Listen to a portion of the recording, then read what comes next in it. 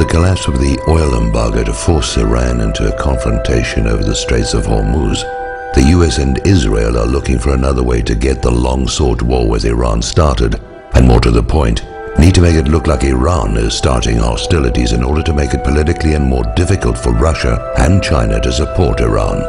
Now, recall that Israel has a past history of attacking US warships and framing others to trick the US into attacks on Israel's enemies, with the Israeli attack on the USS Liberty, initially blamed on Egypt, as the most well-known example. So here we have the USS Enterprise, the oldest carrier in the fleet, on her last legs, scheduled to be decommissioned next year.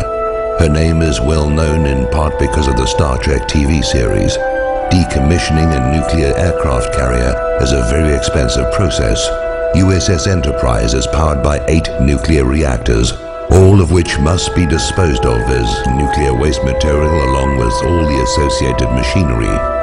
The US Navy would save a great deal of money, more than the scrap worth of the steel, if USS Enterprise were to be sunk in the Persian Gulf, where the radioactive mess is someone else's problem to deal with. So why send an ancient warship at the end of her useful life into harm's way? The same reason Franklin Roosevelt moved a bunch of obsolete warships from San Diego to Pearl Harbor, while their newer carriers and warships were well away from Hawaii on December the 7th, 1941. Israel has 3 Dolphin submarines, given to her by Germany.